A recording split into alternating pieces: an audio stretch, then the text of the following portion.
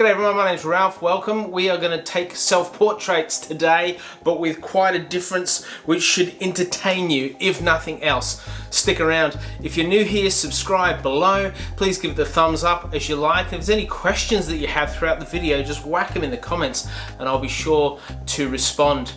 Now here's the setup. I have two speed lights connected to umbrellas and a white background, and my Nikon Z6 sitting in front of me with a transmitter on top to activate the flashes.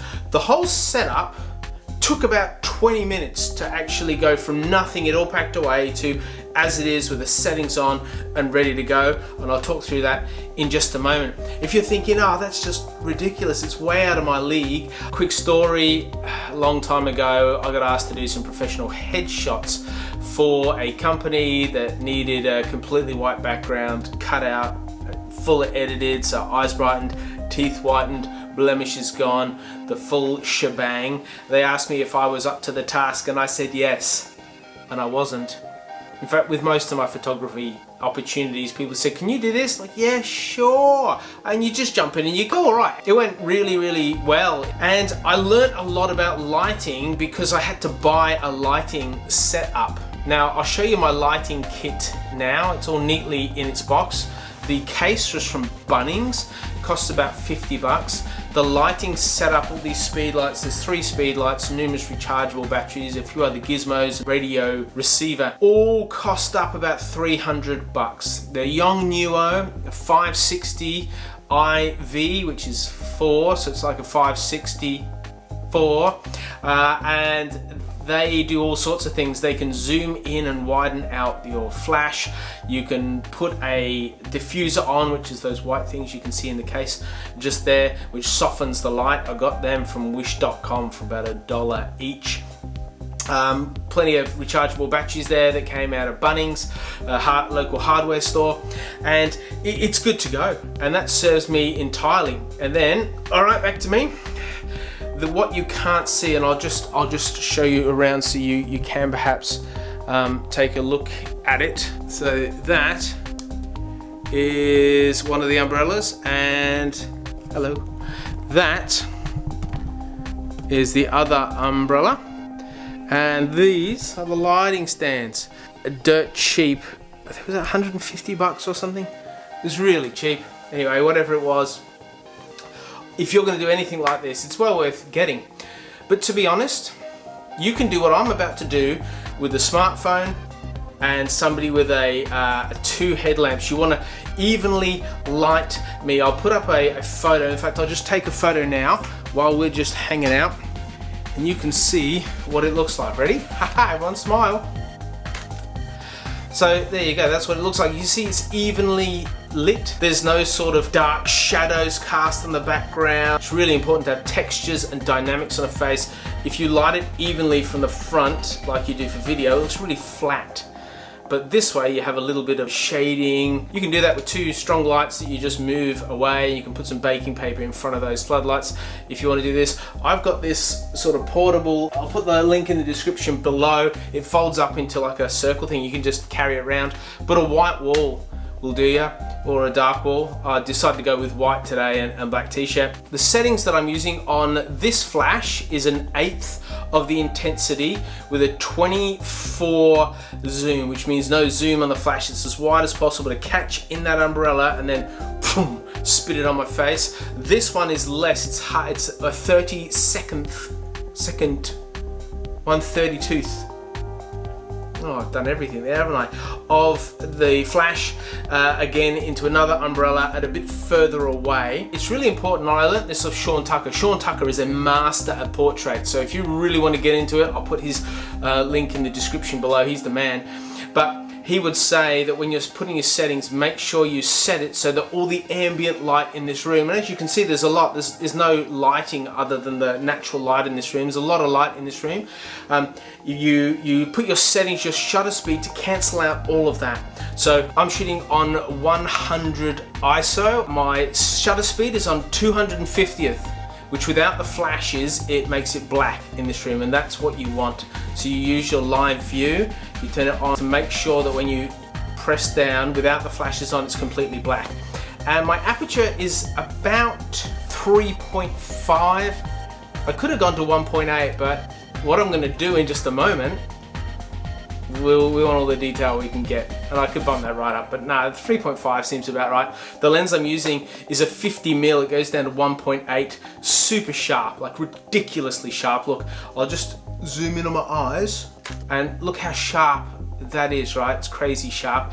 It's a 50mm, I shoot a Nikon Z6 with the native 50mm lens. Nifty 50mm, a lot of fun, go for it. Anyway, having said all of that, I am now going to set this up. I've got a cable release here, which is why I can do it by myself, and you can just pose.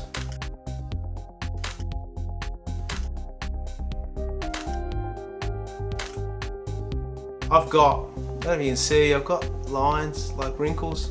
A lot of people, when I take photos like this for people go, oh, can you smooth it out with wrinkles? Wrinkles are so good.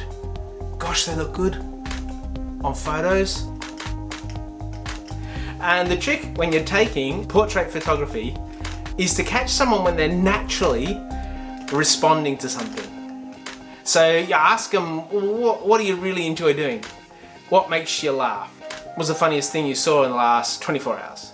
And you get people telling a story, and as they tell a story, you take the photo, and then you can go back through those images to see which one captured the wonder of that person. Because when you just do this and you stare down, looks like this, just awful, right? But if you catch someone when their inner is coming out, then there's a certain glow and captivation about it. So that should be enough of that. What I'm going to do now is what you've all been waiting for. So be back in a sec, hang on.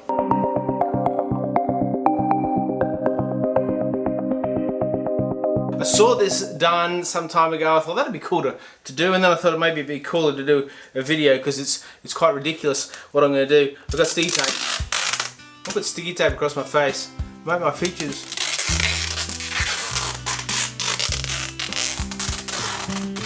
Do some funny things. Now my kids, when I was talking to them about this idea, they're like, "You're not, Dad. That's so ridiculous." And I'm like, "Oh, I am. So let's see if this works. Ready? I can't do any expressions." Oh God, what does it look like? Wow, it looks stupid, doesn't it? I think I need a shave. Shall I have a shave? No, hang on, be back.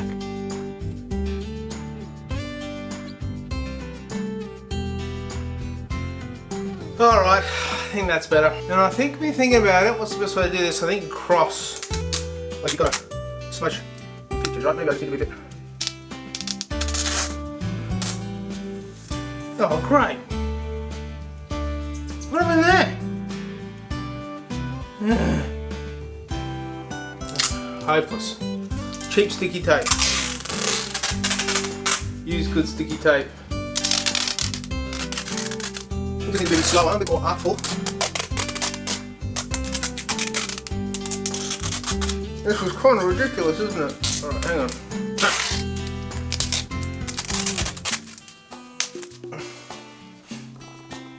Too much. And then maybe like the bottom, across the bottom. Look at that. What do you think? How would, put in the description below, what do you think's a good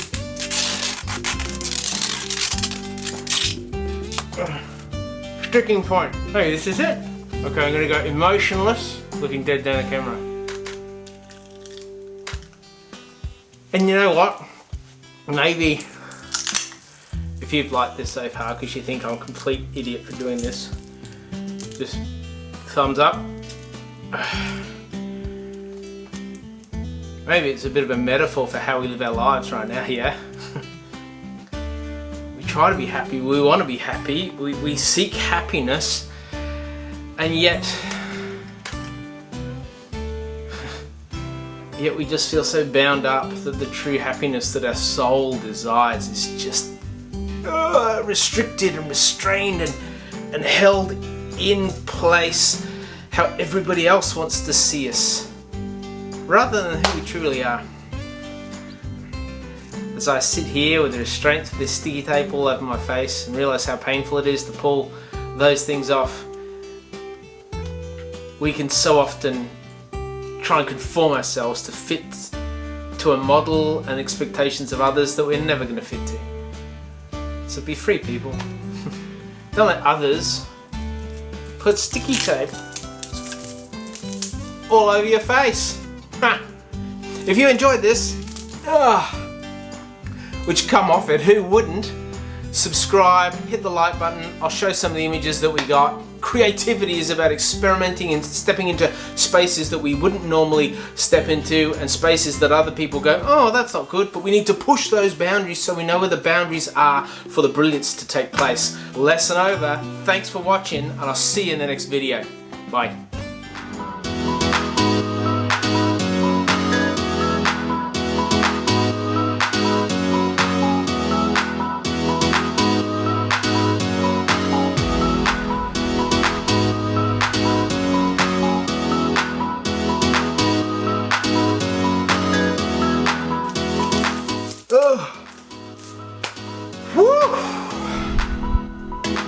That was a dumb idea.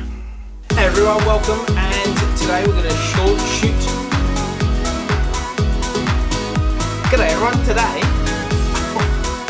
today we're going to do something quite different.